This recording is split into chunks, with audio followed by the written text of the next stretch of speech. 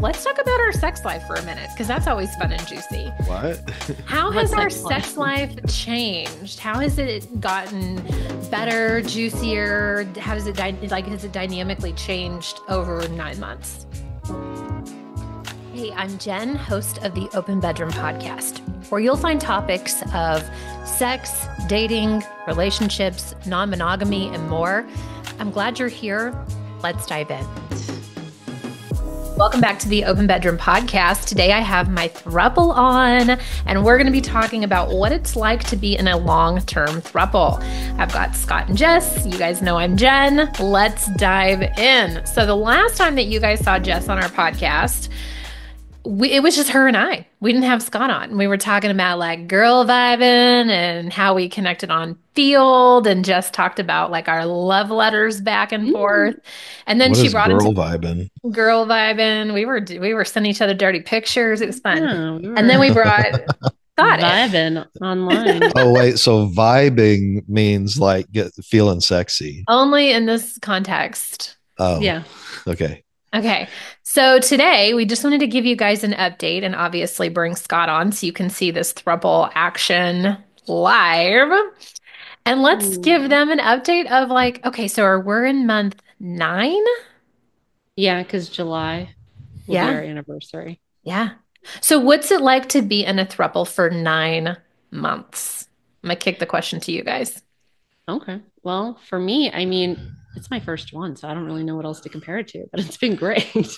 I mean, honestly, it's a lot easier than I thought it would be. I thought there was going to be a lot more jealousy that I would feel.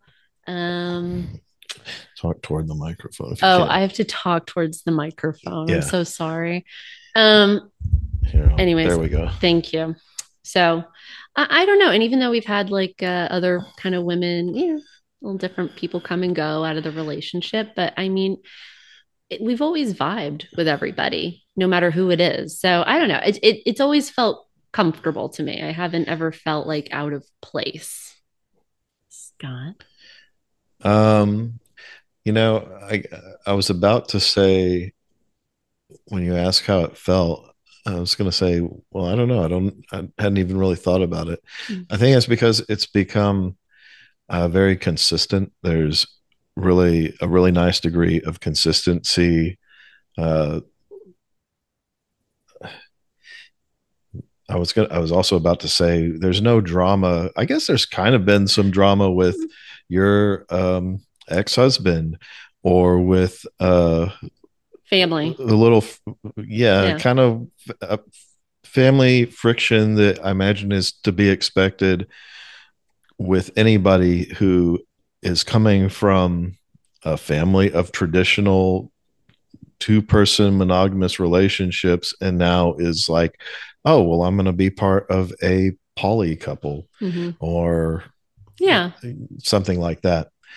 But at least in terms of us, and also you live far enough away that, and this is something I brought up before, that you're not able to be just a day-to-day fixture in our lives, or we can't just see each other. Like we can't just get together and hang out on a whim. Unfortunately. Like we just exchange our little Marco Polo videos, or you and I'll play, maybe once a week, get together and play video games together. I'm not sure if that makes it easier or more difficult than if we were going on 9 months with somebody who was just here in town with us.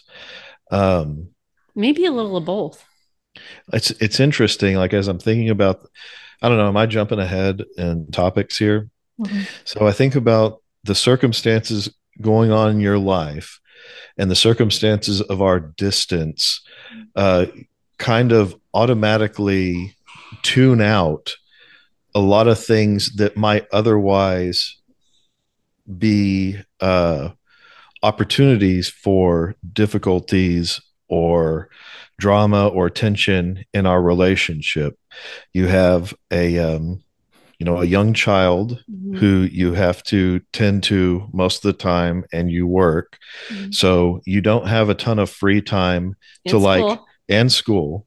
So you don't have a ton of free time to get bored and be like, I want to go, find somebody else to date. That's true. It just kind of automatically smooths that tension out. He likes that part of it. Well, I don't like that you aren't. I don't like that you have so little time to just do things that you want to do. Yeah. And then, there's the distance. So we see each other maybe twice a month, or maybe once a month as individuals, and then once a month as our throuple activities. And that makes sense because of A, your limited free time, and B, the distance. If you lived just down the street from us and you still only had time, or we only were able to manage our schedules to see each other once a month, I think that would feel very differently. That would feel like, oh, well, it's not that important to spend time together. We have the opportunity. You're just down the street. We just don't do it. But so, I think this confluence of circumstances maybe makes this feel a lot easier and more stable than it would if our life circumstances were a little bit different. I just want my answer, just change it to his. That sounded a lot better than mine. But I think I was also just talking about more of, I just feel very comfortable and at home with you guys, just in general. But yes, there is definitely hardships, hard feelings from other family members that make it difficult to just be, I guess, just to be couples, Yeah. Well, I was like, which part of this do you want to dive into? The difficult family member stuff that's kind of come up recently, or the distance becoming something that actually more frequently shows up in our language, where it didn't in the first few months. It was just like, it is. And then now it's starting to feel a different way. Like, well, you're far. I can talk about both. Go ahead. I mean, so I'll move this a little closer to you. Thank you.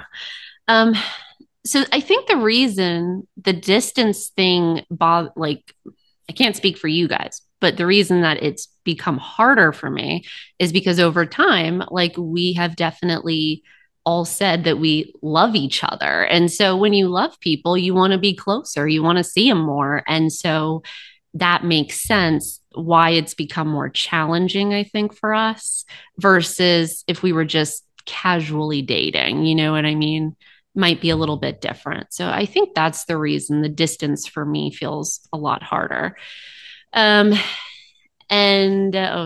what do you think about the distance thing? Or did you? Oh, I mean, I kind of touched on that. It'd be nice if just, Jess doesn't have to work late today, or uncle or sister or stepdaughter, or I'm sorry, daughter is going to be able to take care of your son, so you got some time to just hang out, and you can just swing by and we can watch a show or something.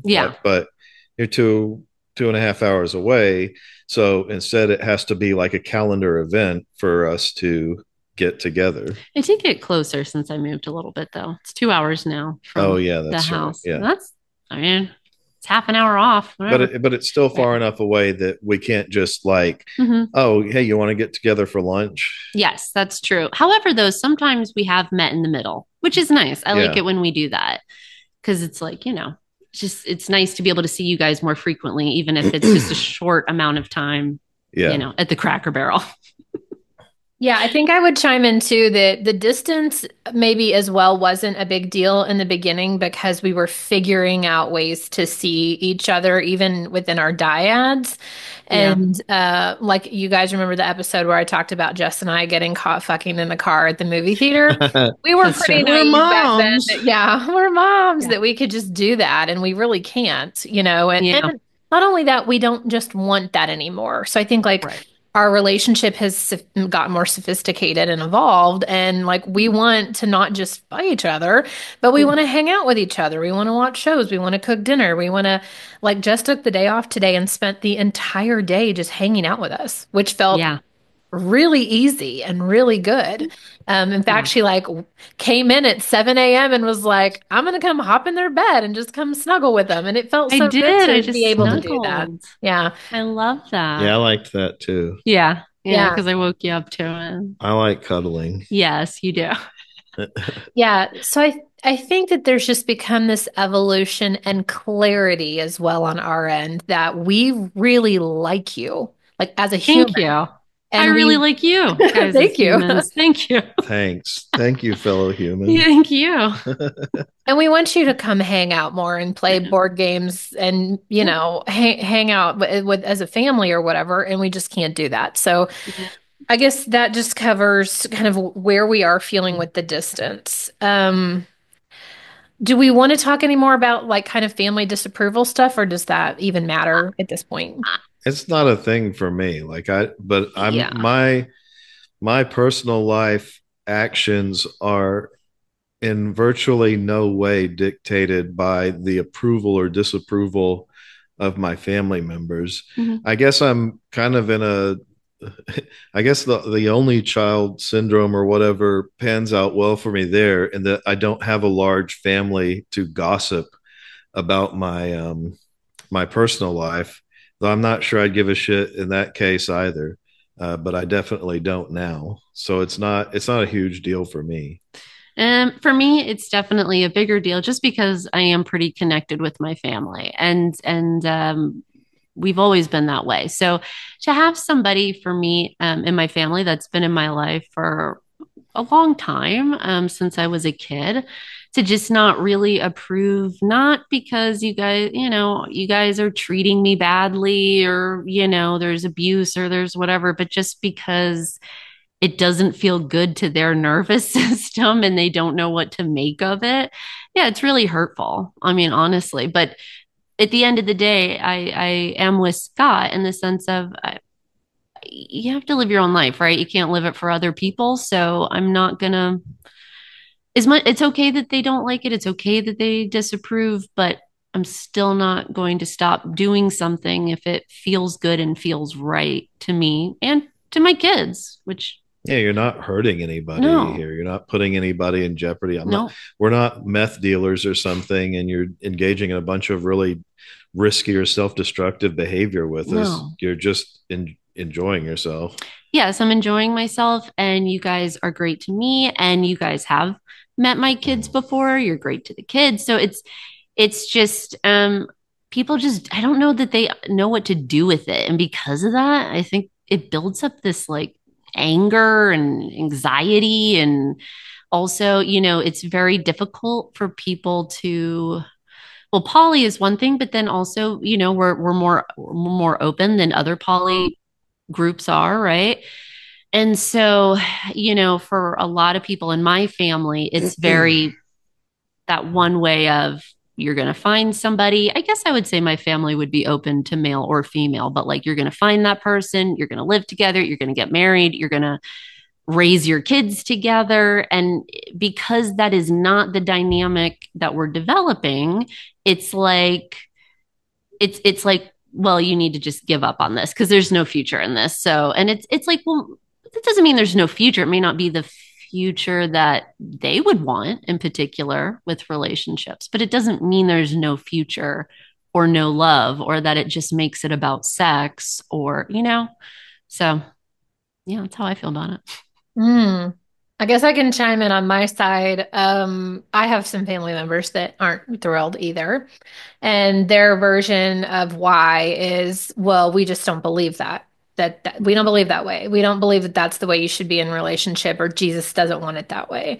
And Mhm. so my response to them has just been like, well, I'm not trying to convert you. Like, you don't need to go become Yeah. polyamorous. You can still love the people in your life because they're in your life, Right. unconditionally. And so I think, each one of us kind of navigates this in a different way. I don't know that Scott does anything. He definitely doesn't talk about our partners to his family. I Yeah, do and that's talk about okay. my partners to my family, at least to my mom, Mhm. But because I've never done that. Like I've no, never talked with my parents about no. people in my relationships unless it was just, oh, well, okay, she's going to come visit or you're going to meet her when you come visit. But I don't talk about my relationships with anybody really. I don't talk with my friends about them. Or so it's like, yeah, that again, that whole opportunity for drama or disapproval or whatever is just not very present in my life. It's not something I have to deal with that you guys do have to deal with. Mhm. Now that I think about it, I think it's because maybe Jess and I are more relationally wired, right? Like if I Yeah. ask Scott, hey, what's going on in your life? He's like, I'm going to school, I'm working on my master's degree, I built something with some Legos, and I'm playing a video game. And if Scott asks me what's going on, I'm like, well, I talked to this person and that person, and this is what's going on in their life, and do. And it's all relational. It's all about people Yep. and the intertwinings of their life and how they're feeling. Like he doesn't tell me how people feel. He Yeah. doesn't. And so I think maybe that's why is that like that's the way I communicate to everyone. So when I am talking to my mom, I'm like, oh yeah, Jess is coming down and Steph and I are going to go to things tomorrow night. And like I just wind my partners into my conversation. But my Mhm. mom has actually never met anyone Scott and I have ever dated. And part of that too is distance. Like I live 3 hours away from my family. I think if she lived closer and was more, intertwined in our life, that there would definitely be brushings and comings and goings kind of thing. But like when I host a Thanksgiving thing, it's Friendsgiving. It's for our friends and the people in our life that are, energetically aligned to our open relationship. And we don't invite people that aren't because the people that are closest to us are in this community. They are our friends that are open. They're our partners. So I guess maybe that's why I haven't experienced like her getting to, introduce you or Steph or anyone to my Mhm. mom. Yeah, and also I think just, I mean, naturally, I don't know about you, Jen, with your family, like, I mean, but for me, it's like I really enjoy connecting with my family and I want to share my life and the things that are making me happy with my family. And so, it's just very natural for me to want to do that. And then it's really hurtful when they're like, oh, I don't want to hear about that. Which, as I've said before, it's not honestly, it's one person. Yeah. Everybody else in my family is pretty much like, whatever. That sounds good. They're excited to meet you guys, I love that. And I which, think I think this leads us into the conversation topic of trips. So one yep. thing that you get to explore when you're in a long-term throuple or relationship is actually spending time together, either alone or with family. And so Jess and Scott and I actually have a cruise that we're going to go on together in October that Mhm. we're so excited about. We've been planning and Yeah. like looking at, what are the excursions that we're going to do. And we're so excited to get to be a throuple, like in the wild on vacation for 4 or 5 days. Yeah, and like no kids, no, which is nice. I mean, I've got little ones, but even when they're teenagers, like it'll be nice for us for 5 days just to be able to be comfortable and be us and not worry about what family's thinking or, you know, whatever. Yeah, Yeah. I'm excited for more of that. And then we had an opportunity recently, and we haven't gotten to do it yet, but like we have two opportunities with your family coming up. So one is like your kid's birthday, and then the Yeah. other one is the Chicago trip. Do you want to talk about like kind of how that came up and how there's still a little tension around it, but Oh, sure. we're all Uh, excited to explore that.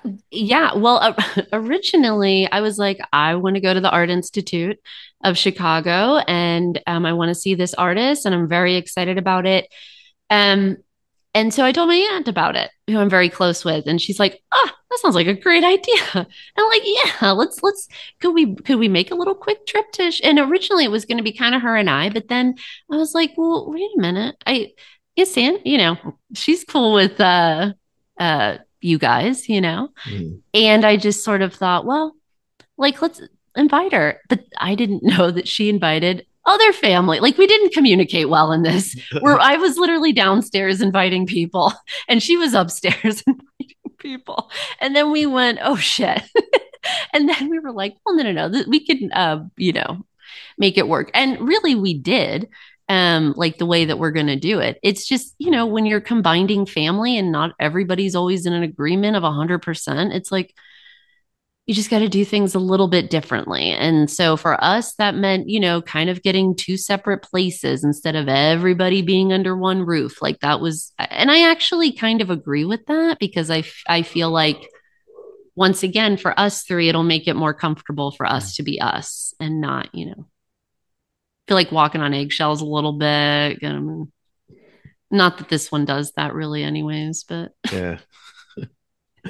That's a waste. It's a waste of waste. energy. Mm-hmm. So yeah, but we've still, and even though things have adjusted and stuff like that with people coming and not, I'm still excited. We've got my sister, I've got my kids coming, you guys are coming. I mean, it's still going to be a decent sized group and it's still going to be Chicago and we're still going to have a good time. So I'm not worried about it. And I think this is fun. So the last time you and I were on a podcast together, we were actually leaving right after the podcast recording to do our girls went to Eureka Springs trip, right? Mm-hmm, So I've mm-hmm. gotten to meet your sister and your aunt and your daughter and like all the women in your family, at least the immediate Mhm. ones, here locally. And so this will be Scott's first turn to get to meet your sister and your Mhm. daughter and, anybody else in the family, I guess, that comes. Yeah. So that feels good. And he did get It to does meet feel your good. aunt because we, met up and had dinner that one time. Yeah. Yeah. And my aunt's always, what I really appreciate from my aunt is she is always been somebody who could be like, hey, it's not necessarily for me. Yes, maybe I do envision something a little bit different, but if you're happy and they're treating you well, look at this one. He's yawning. He's yawning I'm because we sorry. all just came from lunch where we ate. I know Yeah. we did. That's why. I'm tired. I like your aunt. Her aunt is Yes. hilarious Yeah. and just a lot of fun and has a great sense of humor. Yeah, And you're getting to know my sister now through text. Yep. Her sense of humor a little bit. Yeah. Do you feel like you see any similarity in sense of humor yet between me and my sister, or are we just very different? Don't know yet. You're like, yeah, there's definitely some similarity there. Yeah. Okay. There are some very key differences. That's true. But you both got a great sense of humor. I think so. I never feel like, not that I put up with, I don't stay in relationships for like friends or acquaintances or otherwise where I feel like I need to walk on eggshells. Right. And I feel like, oh, I better be careful because any like offhand remark or ridiculous thing I say is just going to stick with this person. And then they're going to decide I'm a terrible person because I intentionally said something ridiculous. And I like that both of you seem to be able to just appreciate and roll with whatever ridiculous, obnoxious things I say. Yeah, I think we've always agreed that, like, at least with you and I, it's like our sense of humor that really attracts us to each other. Yeah. I like other parts of you too, but you do. I do.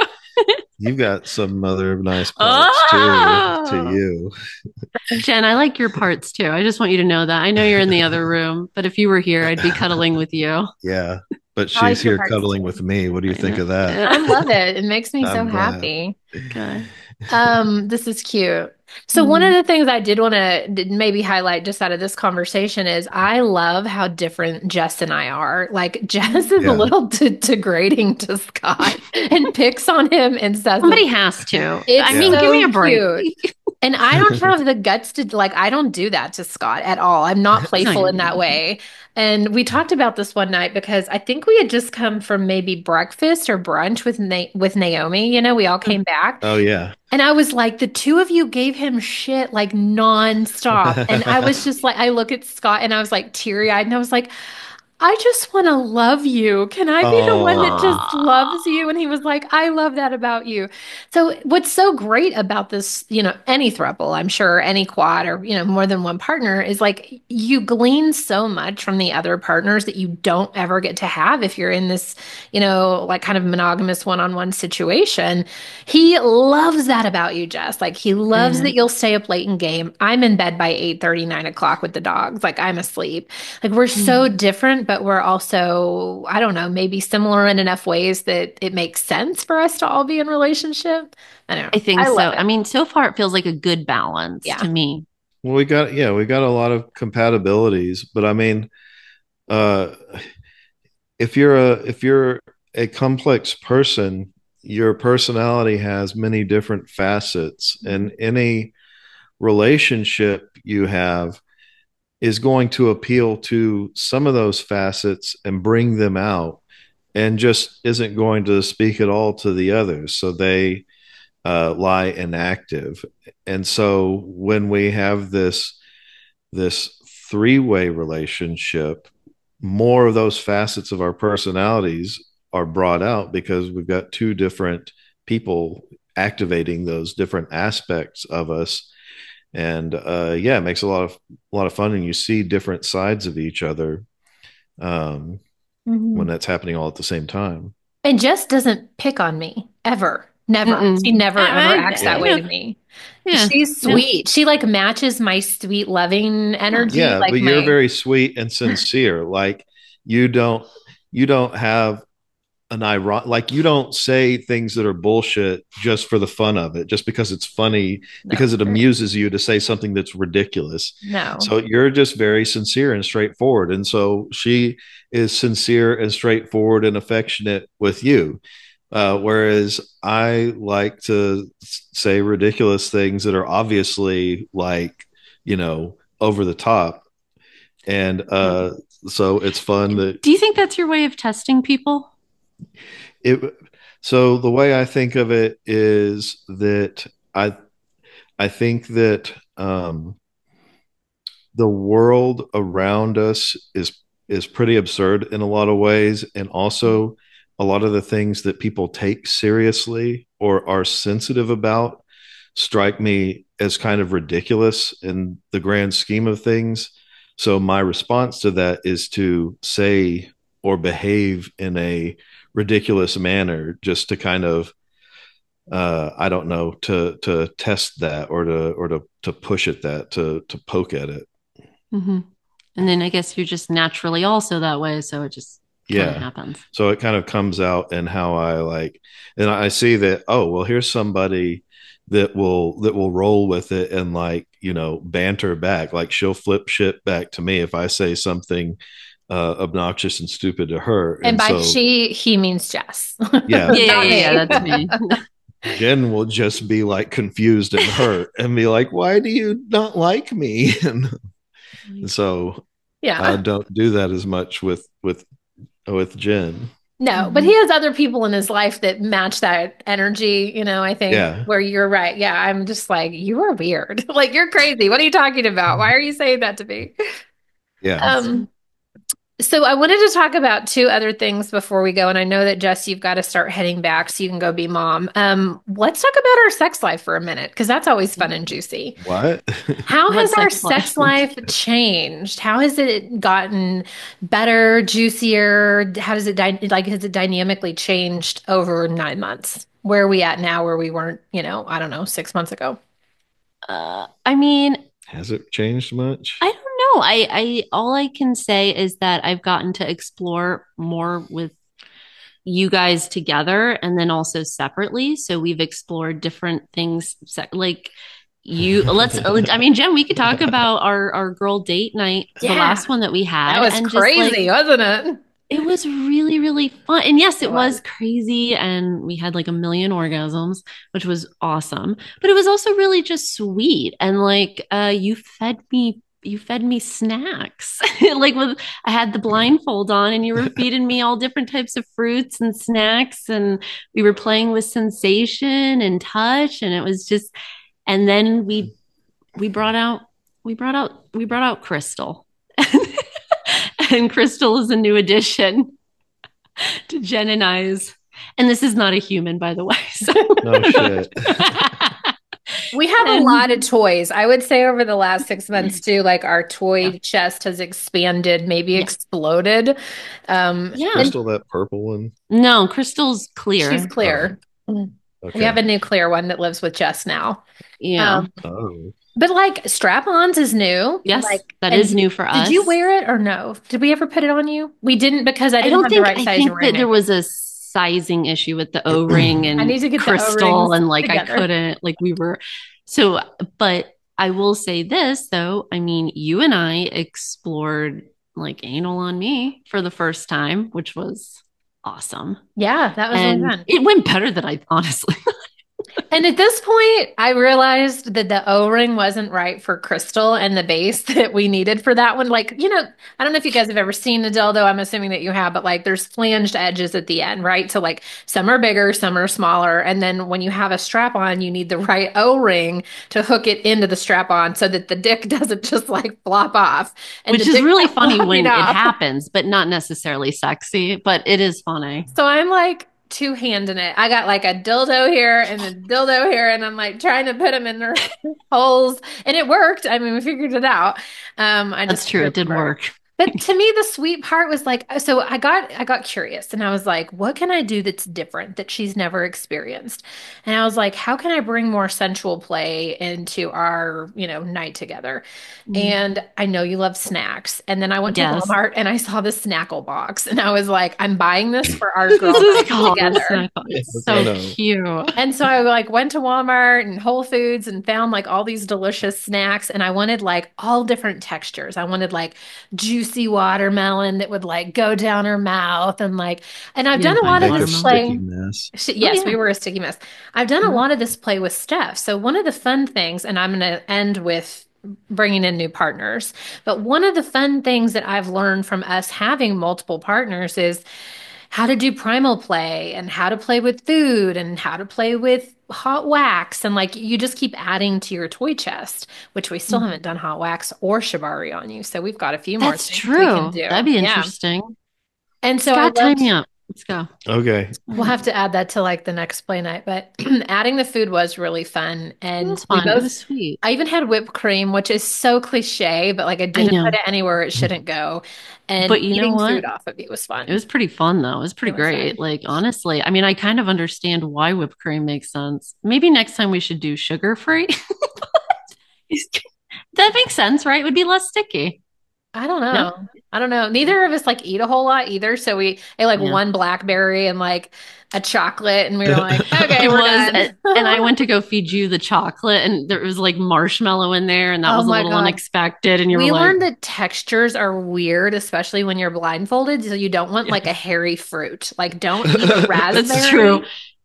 It's true. You kept going, oh, this one's hairy. This is a hairy fruit. And so not every moment is a sexy moment, but it's still like It's intimate funny. and fun and funny. And like I also love that with both of you guys, I I can have like we can have a laugh in the middle of whatever it is that we're doing, and it still not necessarily take away from the sexiness, but just kind of add an element of humor because it is What kind was of it, like a silly thing. kiwi or something? So it felt Was like it blackberry? like Was a that what it hairy was? ball We had sack. a Kind raspberry and a of. blackberry, and they both were like they Like, felt like I uh, could take like feel that yeah, hairy the texture on my the tongue. little hairs, And just by the way, yeah. we were totally sober, completely Oh yeah, 100% so sober Obviously. doing this.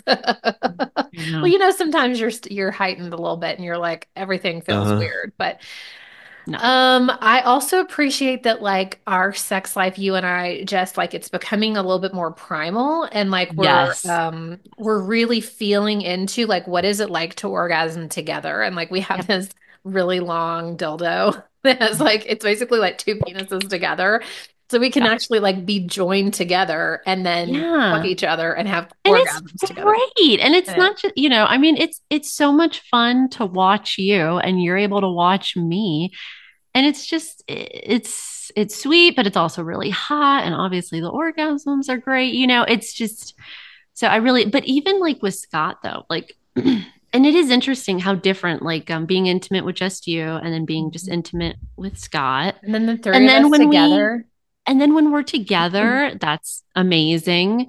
There are things like Scott does that I absolutely, he's he's sweeter that I think people would realize. I think he's very sweet in the bedroom. Thank you. No, my favorite move that you've been doing recently when it's me and Jen together. Oh no, he's getting upset. I won't embarrass you too bad. No, Okay? you're fine. Okay.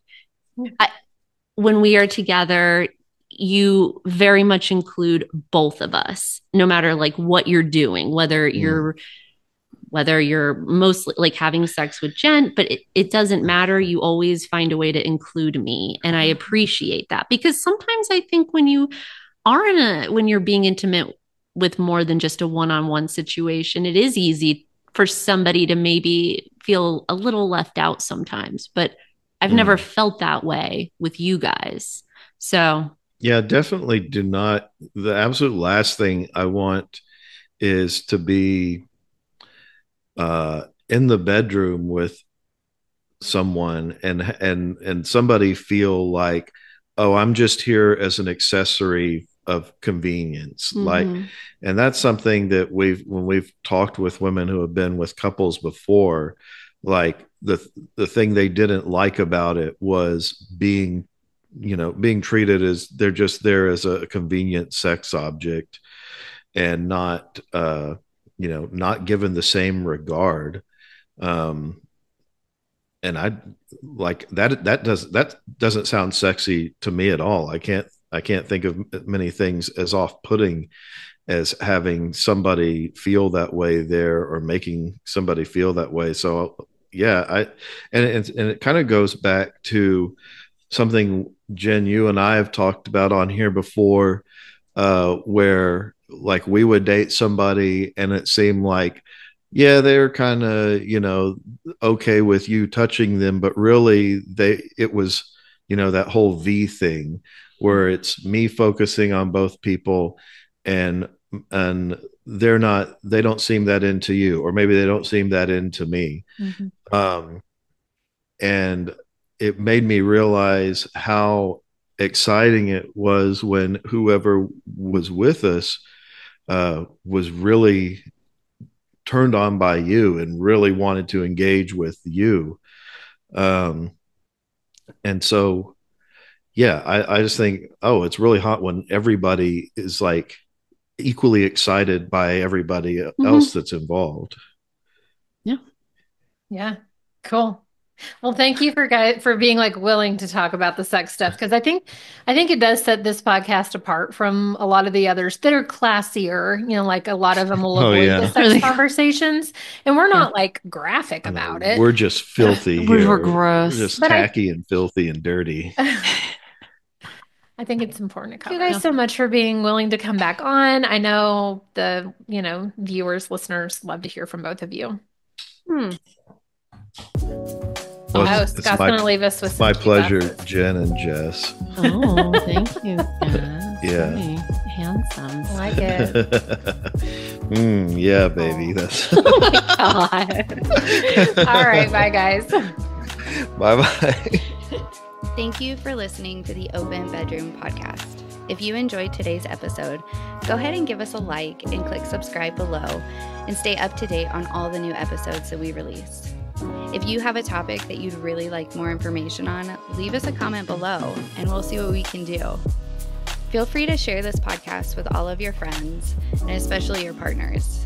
This is a great way to open up some amazing conversations. We'll see you next week.